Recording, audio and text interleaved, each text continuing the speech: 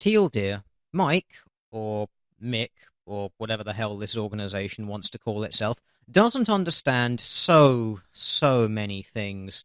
I think largely they don't understand product design and marketing the most, but I think they also have a fairly poor grasp of economics. Oh.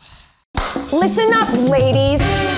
What would you say if I said that you were being screwed out of $100,000? That's real money. Cold hard cash! I'm waiting for the part where you tell me that all this can be mine for only 12 monthly payments of $14.99, so I should call now and have my credit card handy. And no, I'm not talking about the pay gap. Well, that's good, because the pay gap has been repeatedly debunked many times by numerous studies conducted in multiple countries around the world, so I'm happy that I'm not going to have to retread that old ground for the millionth time. I'm talking about the money that you lose by shopping in the women's aisle. I hope this isn't going to rely on massive oversimplifications and generalizations, and poorly conducted or non-existent studies.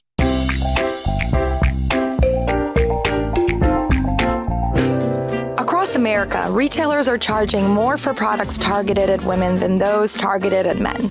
This gendered pricing, the Pinktax, happens in salons, dry cleaners, and most visibly in pharmacies. I have tried so desperately hard to locate those studies that you have up on the screen there. Square 2014 and Gender Issues 2011. But because you have referred to them using the most generic and nebulous titles and author names imaginable, unsurprisingly, I haven't been able to find them to verify any of these numbers, and rather conveniently, you have not provided any links to them on your video. So unsurprisingly, I question the validity of these numbers. In fact, I question whether or not these studies that you're referring to even exist. The fact that you don't even provide a link to an abstract where the study is behind a paywall is somewhat telling. Maybe this is just my cynicism talking, but I can't help but think that maybe these figures might be true, but then the same study goes on to explain why this discrepancy exists, and you just don't want people seeing that reason. Or maybe the study states that while this is true in some cases, it is not true in others.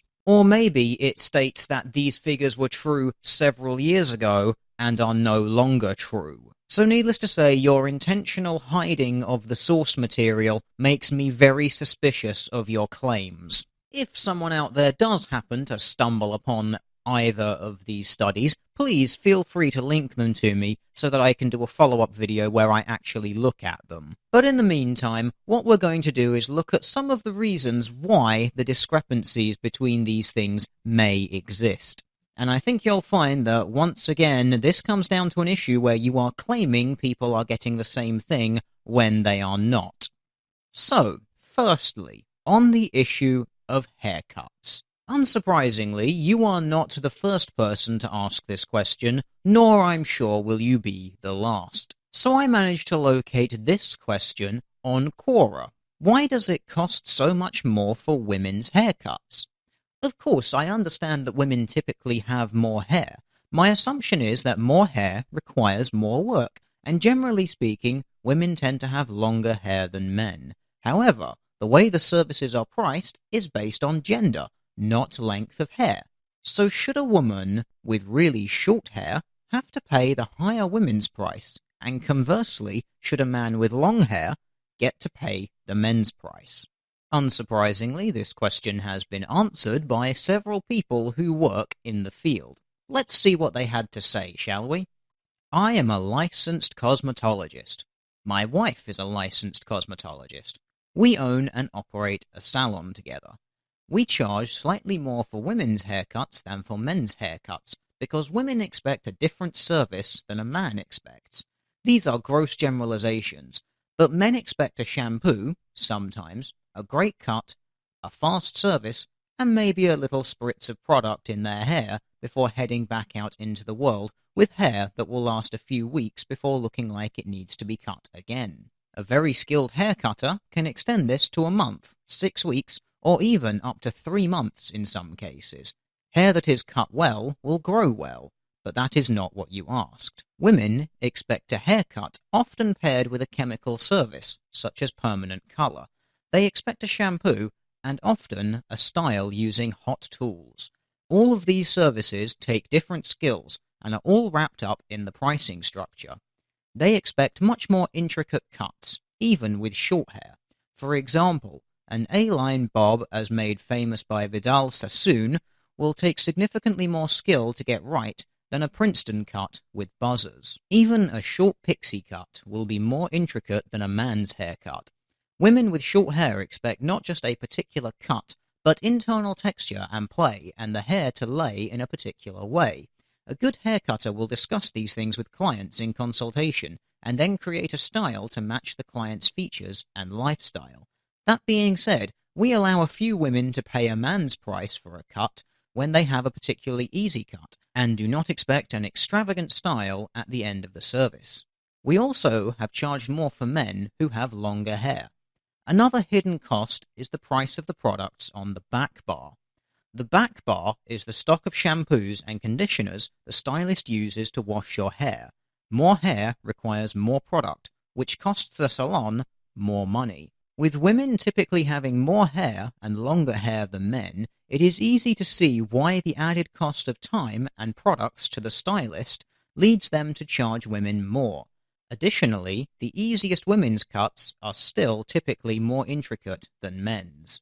So from this response, you can see that there are several elements at play here. First of all, the stylist is putting more time into their female clients than their male clients. Secondly, the stylist is frequently using a wider variety of products and more product on their female clients than their male clients. Thirdly, there is a higher level of expectation of the female client than the male client.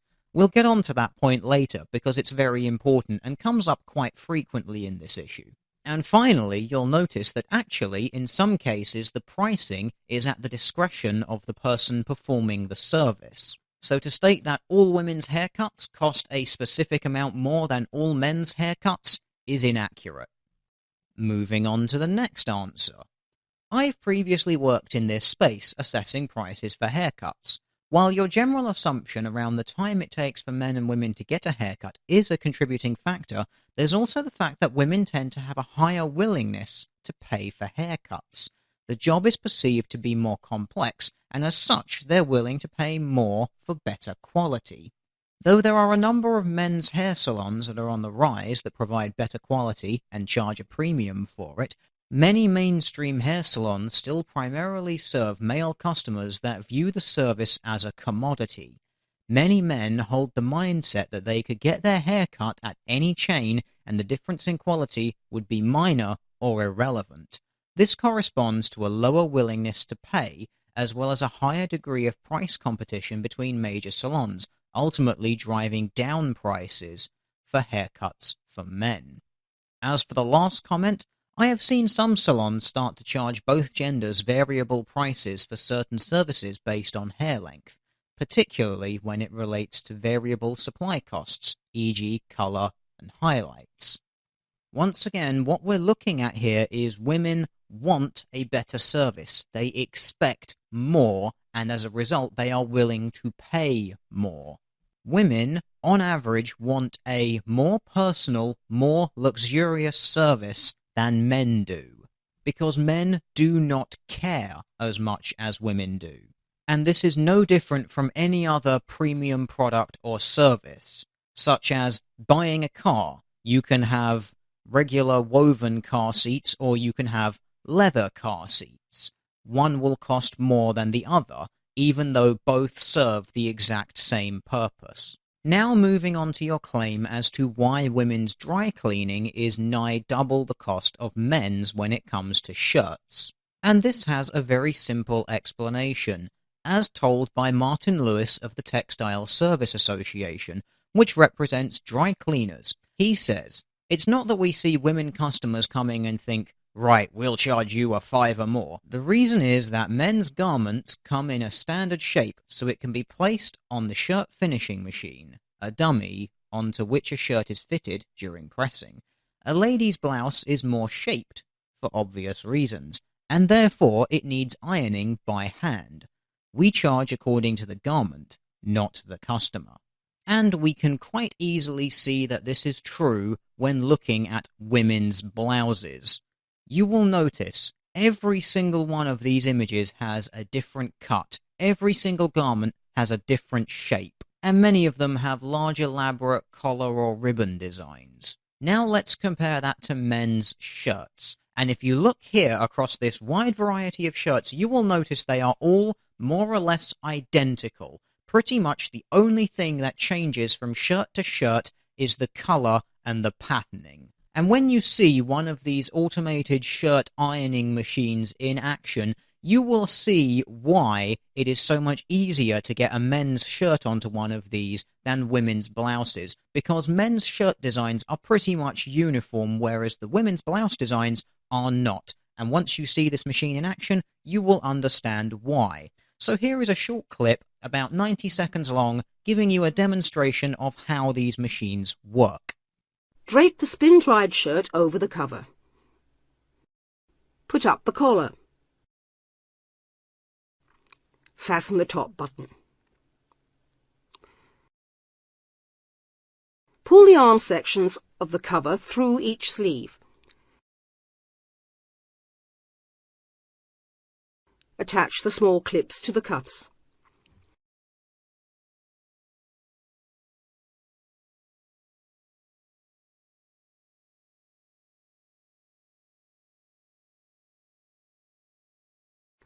Straighten the shirt and clip one of the front holding cords to the shirt front with the buttonholes. Always keep the cord on the inside. Pull the shirt front taut and clip the other holding cord to it. The front clips and cords must always be crossed over. Check that you've set the correct time and press start. Lift the sleeves up and out away from the tubey. Adjust the sleeve rings as necessary.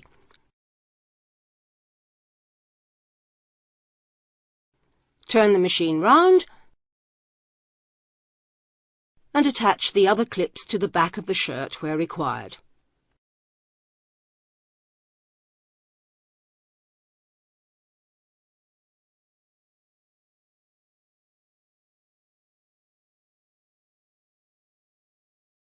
Now that process compared to ironing a shirt by hand, one can be set up significantly faster than the other.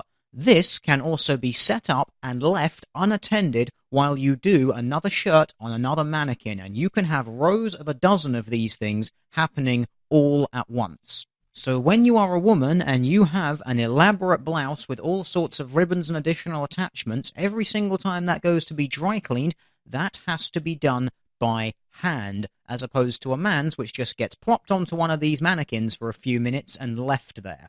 In one instance, you are paying for the labor of another person. In the other, you are not, which is why one costs more than the other. And now that we've got all of the technical reasons and demonstrations out of the way here, I would just like to point out how fucking first world these complaints are. Oh, when I pay someone else to do something for me, they want to charge me money. If you're that concerned about it, buy a pair of scissors, cut your own hair at home, and save all of that money, and take the iron out of the cupboard and start pressing your own shirts. And both of those alternatives are far cheaper than getting someone else to do them. Why is that? Because you are doing it yourself, you are not paying for someone else's time. This is something you seem to have totally ignored.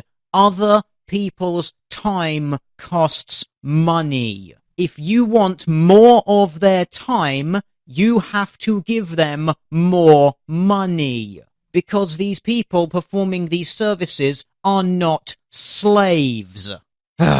Guess it's time to get back onto the rest of the video then. The worst part? You probably don't know it's happening. This is Alex. He's a man. If we were to go to a pharmacy together and we were to buy products, so what kind of products do you find at a pharmacy? Condoms. First one. Yeah, we all know what he's thinking about doing to you. The fucking rapist. Advil. What kind of deodorant do you buy? Old Spice. Hello, ladies. Okay, so degree, they have like a female one and they have a male one. And so do you think that those are the same price? Yeah, I'd imagine they're the same price, like per ounce, but I could be wrong. We each bought 5 personal care items targeted at our gender. Same brands, same sizes, and with the same active ingredients. They may very well be from the same brands, be the same sizes, and have the same active ingredients, but do those same active ingredients come in the same quantities? And what about non-active ingredients? Because you still have to buy those in order to put them in your products. But hey, it's not like you're trying to be accurate or in any way scientific about this, right? But fortunately, that's why I'm here. So let the bullshit commence. I have the bills, the receipts. So the women's razor was $12.49 and the men's razor was $10.99. No way, $2 different. Yeah. Oh look, you're not comparing identical products. So I guess it's time you learned a little bit about safety razors and product development. There is a fantastic article from Esquire which I'm linking in the box below this video. I'm not going to read the whole thing to you, but I am going to read to you a short excerpt from it that will give you an idea of the level of detail that goes into developing these sorts of products. Around 120 chemists, biologists, pharmacists, and aeronautical engineers work here, employees of Gillette's huge multinational parent company, Procter & Gamble, in the research and development of safety razors. Every morning at 7:45, up to 80 volunteers pass through these doors, members of the public who swap their individual PIN code for a red plastic tray containing a new prototype razor and some shaving cream. They then go through a white curtain, line up in cubicles in front of a two-way mirror, and shave. From this point, every one of their actions, from the time spent prepping their faces, to the angle and the frequency of each razor stroke, and even their grip on the handle, are recorded by banks of monitors and cameras, some that track the shave at up to 250,000 frames per second. Sometimes more cameras, really tiny ones, are mounted on the backs of the razor cartridges. Afterwards, these daily test shavers are asked to rate their experience, ticking off 70 different attributes, the amount of razor drag, ease of rinsing, and so on, and record their findings on a diagrammatical face map. Then, they're interviewed about the results. After that, there might be another round of tests to assess the impact on their skin using powerful microscopes. The results allow Gillette's engineers to go back and tweak whatever conceptual drawings they're working on and render new razors using rapid polymer prototyping, 3D printers, that the company had to design and build itself.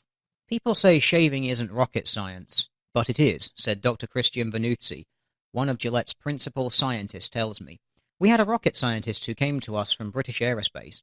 Gillette has introduced just 2 new razor lines in the last 14 years, Mach 3 in 1998 and Fusion in 2006. On each, they spent around $750 million in research and development costs.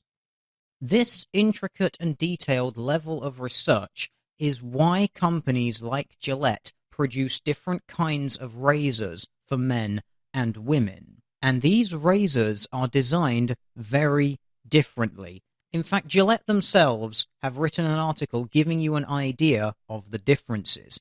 Let's read it, shall we? Manscaping aside, most guys only shave their face and necks. You, on the other hand, are faced with legs, underarms, and your bikini area. That's about 676 square inches, or 18 times the 38 inches he's shaving each day. In addition, your body hair is finer and grows faster and in more directions than his facial hair. Then there's the way that men and women shave. Most men shave at the sink in front of a mirror. Many women, though, find it easier to shave in the shower, where they can't see everything they're trying to reach, like the back of the knees. They have to depend on the feel of the razor to get the job done. Plus, women tend to move their razors more quickly than men and over curvier spots, like ankles and knees. These differences all add up to the need for a woman's razor designed to glide over skin quickly, easily, and without missing any spots. The blade technology behind Gillette men's and Venus women's razors may be the same, but take a closer look at the overall design, and you'll see why Venus is made for you. First, of course, are the blades themselves. Venus razors have 3 or 5 blades to help you get a close, smooth shave. The more blades that pass over the skin, the easier it is to get virtually every hair in just one stroke. Of course, you have to do your part as well. Rinse the blades after every use and change them out at the first sign of dullness or discomfort, usually after 5 to 10 shaves. This will keep the blades sharp so you get a smooth shave every time. Next, check out the razor heads. Venus's oval shape suits women shaving better than the square head of a men's razor. It helps pull the skin taut, so even areas like underarms get a close, smooth shave. The pivoting head and individually adjusting blades flex, so it's easier to shave hard-to-reach spots, and a lubricating strip, like the Venus Ribbon of Moisture, gives the razor great glide, which comes in handy when you're trying to shave quickly. Finally, consider the handle. Think about all the ways you hold the razor to reach those tricky spots. Then add in a shaving gel or soap and water in the shower, and things can get downright slippery. It's no wonder women need a different kind of handle. So Venus razors have a comfortable, curvy handle with a lightweight, soft grip gel that makes them easy to hold onto while you shave over knees, ankles, and underarms. Are you now beginning to understand why, even though these two products perform roughly the same function, they do so in very different ways, in very different environments, which is why they are two different products and are therefore charged at two different rates? But let's put product development all to one side, shall we? I mean, after all, functionally they both do the same thing, so why shouldn't they be the same price? Well, we'll come to this at the end of the video. For now, continue listing off your erroneous examples. Deodorant for women was $4.99, and for men it was only $3.29. Wow. Okay, once again, let's compare these identical products, as you call them. Degree Motion Sense for women and Degree Dry Protection for men. Oh, would you look at that? They don't have the same ingredients. Therefore, they are not identical products.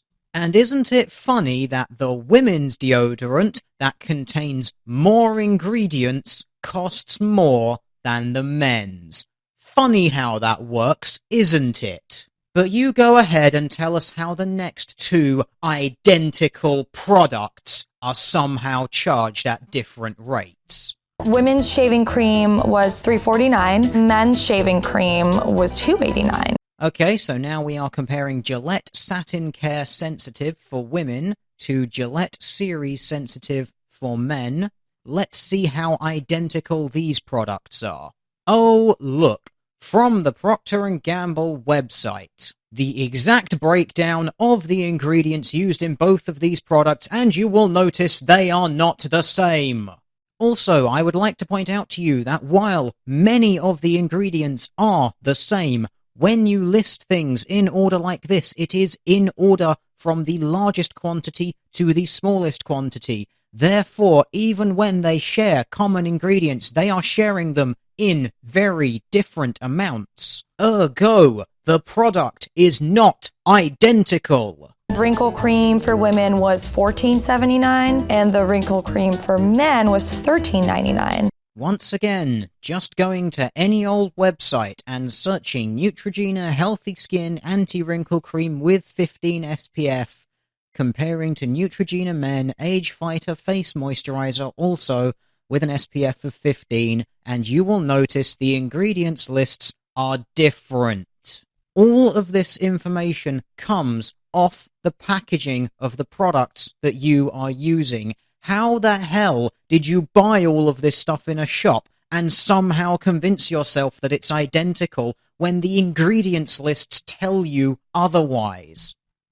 And when it comes to the body wash, the women's was $5.49 and the men's was $4.99. And for the last time, comparing Nivea Touch of Happiness Moisturizing Body Wash to Nivea Men 3-in-1 Body Wash Energy, and you will notice that once again, all of the ingredients are different, and any shared ingredients they have tend to come in different quantities. Nivea Touch of Happiness being on top, Nivea Men 3-in-1 on the bottom here. And isn't it funny that once again the product containing the widest variety in its ingredients just so happens to be the one which costs more? Now, you might be looking at all of this and thinking, holy shit, you autistic fuck, going through all these long lists of ingredients. It doesn't actually matter. Sorry, but when this woman makes a statement like this... Same brands, same sizes, and with the same active ingredients. This is a demonstrable lie. Wow, you tally that up, that's like, I don't know, a lot of money. So in total, I paid $42.69 for my products. All right, and I paid $37.42. It's funny how when you buy totally different products with totally different ingredients that they cost totally different amounts. That's a big difference. Even though the prices were so different, the products seemed to be almost exactly the same. Ah, there you go. Seemed to be almost exactly the same. Something seeming to be almost exactly the same as something does not mean that they are identical. These small differences are still differences. Just because you do not understand the differences, that does not mean that they are not there. Just to make sure we weren't missing anything, we swapped products for a week. Ah, truly the most scientific of experiments. So I'm Alex, and we have all the female products here in my bathroom. Oh my god, they're bubbles. Oh my god, they're bubbles. We have Nivea Men. It's supposed to give me energy. This is feminine. This is amazing. I'm just gonna pour it on. Can you see it? Oh yeah, that's nice. Oh yes, you pour that on there. What? This is a long video. I've earned this. It's time to shave. Maybe it's a slightly different design, but it's pretty much the same.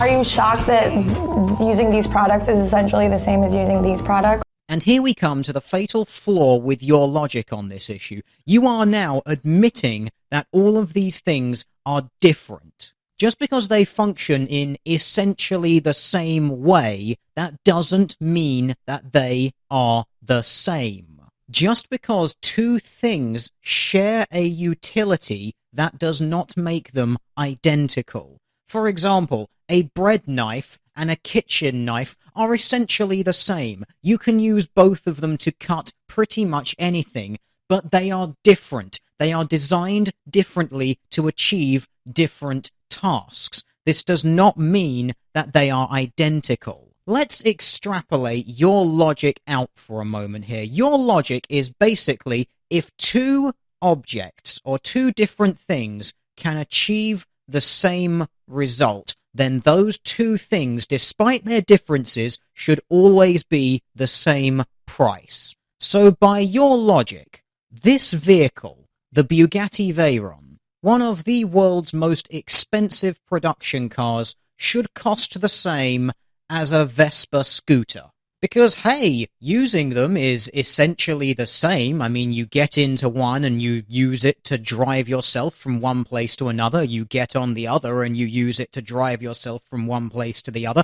They're essentially accomplishing the same tasks. So I guess that means we should pay the same for both of them. This is the level of logic that you are using, and I think with this kind of example, you can now see how fundamentally, massively flawed it is. I mean, I wasn't shocked because we went through the ingredients and they're pretty much exactly the same. Pretty much exactly the same. I'm just shocked that they're more expensive, so I just think women are kind of getting ripped off. We are. Yeah. Oh god, that fucking smug little "we are." You are in no way being ripped off. You are paying a different amount for a different product. If you are that concerned about it, go and start buying yourself these single-blade Bic razors. They are pretty much the cheapest razor you will ever be able to buy, and start cleansing your body with washing up liquid. Because it's essentially the same as using any other type of soap. From a utilitarian perspective, anyway. Just don't come crying to me when your skin looks like an elephant's ballsack. So why are women getting screwed?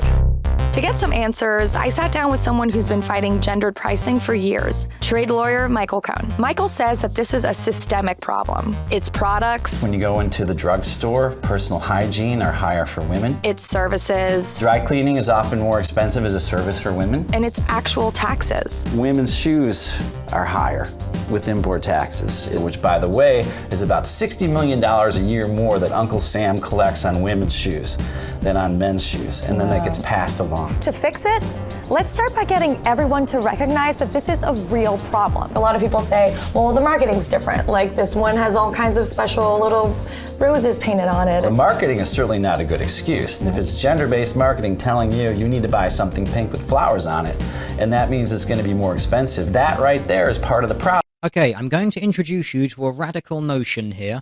You ready? Women buy things because they want to.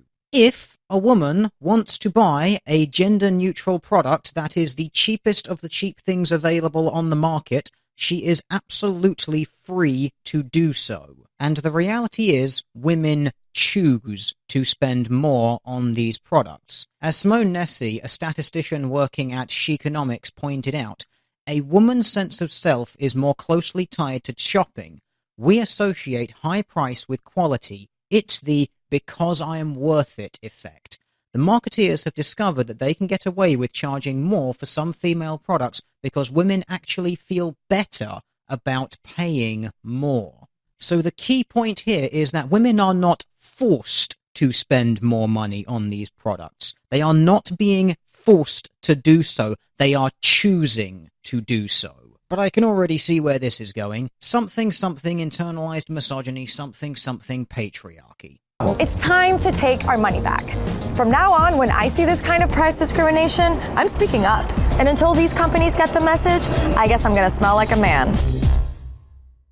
And what's wrong with smelling like a man? I mean, it's not as good as smelling like a deer, but it's not that bad.